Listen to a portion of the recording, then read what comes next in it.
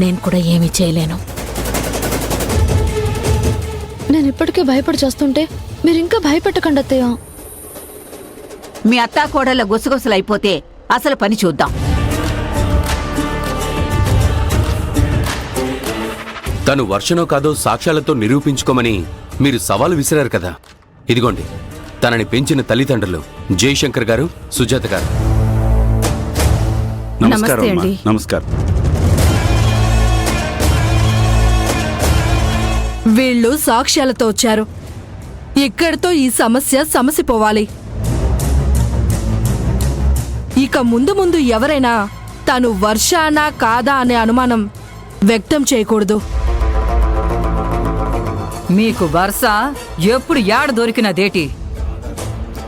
మాకు 15 ఏళ్ల క్రితం భద్రాచలంలో దొరికింది. నది ఒడ్డున స్పృహ లేకుండా పడి ఉంది.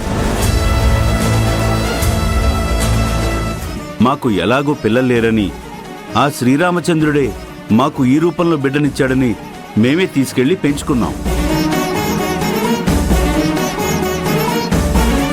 ఆ రోజు భద్రాచలంలో తప్ప తను మీ దగ్గరకొచ్చాక తన వాళ్ళెవరో మీరు తెలుసుకునే ప్రయత్నం చేయలేదన్నమాట. చేయకేమండి, సంవత్సరంన్నర పాటు ప్రయత్నం చేస్తూనే ఉన్నాం, కానీ ఫలితం లేకుండా పోయింది. మీరు చెప్పడం కాకుండా తను వర్ష అని మేము నమ్మడానికి మీ దగ్గర ఇంకేం ఆధారాలున్నాయి? ఏం సాక్ష్యాలున్నాయి? ఉన్నాయండి, చూపించు.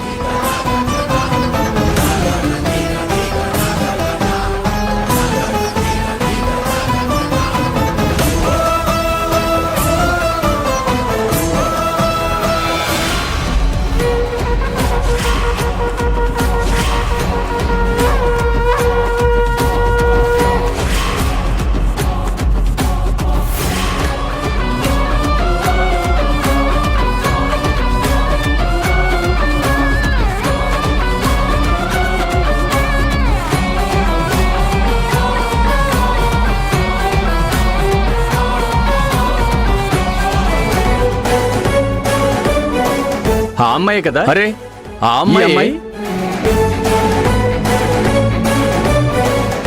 అవునవును, ఇది కూడా చూడండి.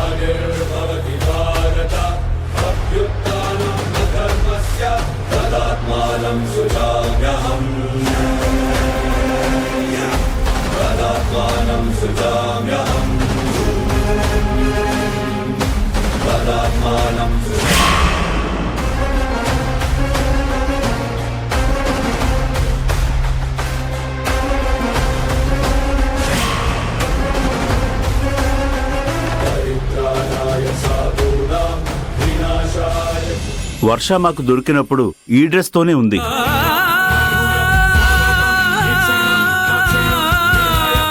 అందుకే దీన్ని జాగ్రత్తగా దాచిపెట్టాం.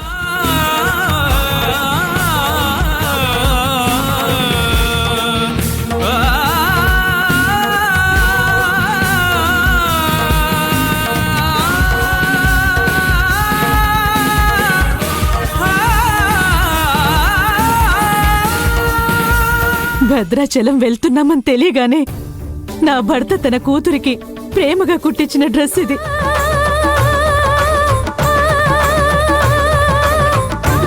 నాకింకా బాగా గుర్తు.